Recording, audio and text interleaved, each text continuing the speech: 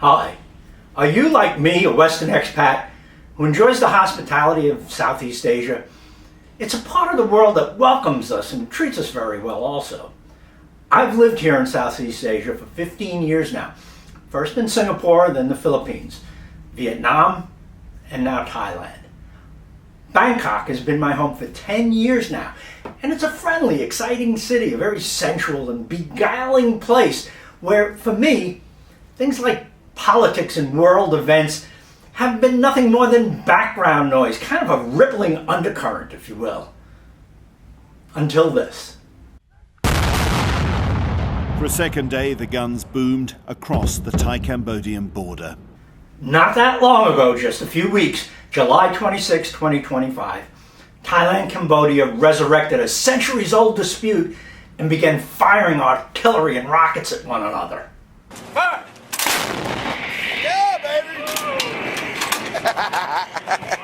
And the conflict was not all that far from where I live in Bangkok. I could drive to where they were shooting at each other in a little over 4 hours.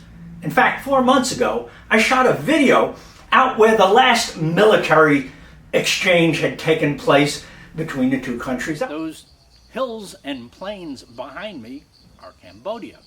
From 2008 until 2011, the Thais and the Cambodians were firing artillery at one another.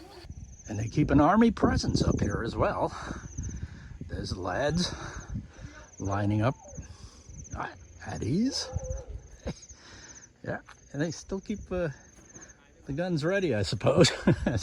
But mostly they're just entertaining my sidekick.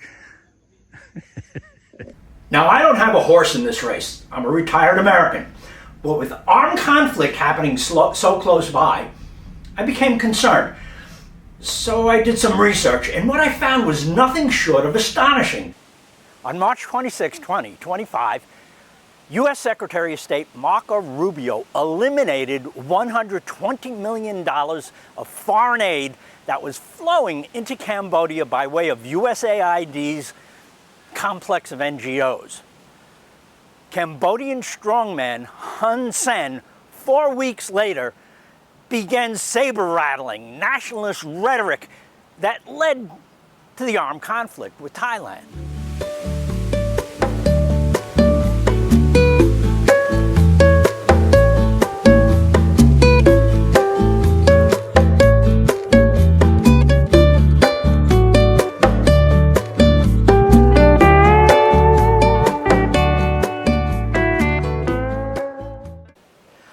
Hun Sen is a former Khmer Rouge warlord who was the Prime Minister of Cambodia for 38 years. He now holds the position of President of the Cambodian Senate, and his son is the Prime Minister.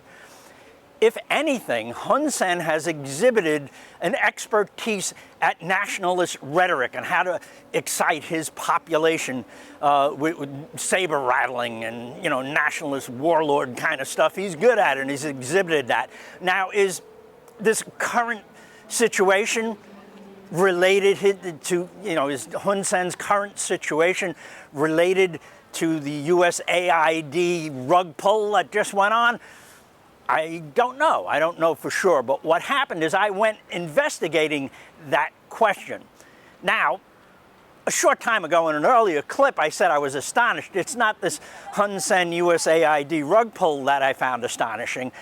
It's when I started digging into it and saw the enormous amount of US aid that's been pouring into Thailand since the end of World War II. Billions and billions of dollars for over 80 years now has been influencing this country and the region with some pretty remarkable stuff. And that's what kind of got my attention. The consensus principles that have affected U.S. foreign aid to this region of the world, especially Thailand, for the past 80 years, are changing dramatically as we speak. They're not going away, but they are changing. And I thought, given that I live here and I intend to continue living here, I wanted to get out in front of that and develop an intuitive understanding of where it all might be going, because nobody knows for sure right now, not even the State Department. I've been checking their documentation, and there's no, coherent policy or doctrine that's been put in place yet. It's developing, it's unfolding. So in order to get out in front of that, I had to start where it began, 80 years ago, and begin studying it. I'm in Patpong. Patpong is an entertainment zone. What a lovely euphemism for a collection of bars and whorehouses. It's still daytime, so it's not really fired up yet. I just wanted to talk about the next video I'm making. As I learn more about what's going on here in this region of the world that is affected by, you know, the tons of money and influence coming in from the West, I'm going to make videos about it. Where I started, again, was the end of World War II, and Patpong is a great place in my next video where I am going to focus on one individual by the name of Udom Patpong, the name that this red light district is named after. His family owned it, most likely still do.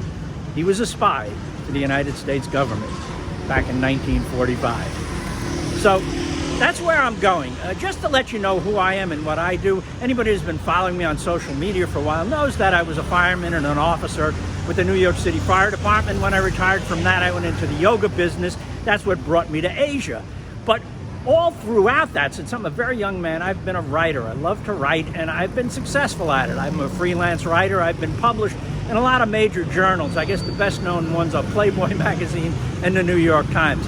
But more recently, as a matter of fact, just about 4 years ago on the 20th anniversary of the 9/11 disaster, I wasn't the writer. Susan Edelman was the writer for the New York Post, who wrote an article that I did the research for. And I think that's my last mainstream media effort that's reached publication. I'll link that for you down in the description if you want to take a look at it.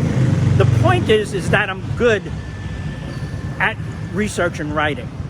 And that's what I intend to do. And as I do that, I'm going to make a series of videos that are related to that research. This is the introductory video. The next one is going to be about Udom Patpong. The videos will be about current day events and how those have been affected by these past occurrences. I hope you join me. It's a project that I'm excited to get involved with. I hope you spend some time here with me. Thanks for watching.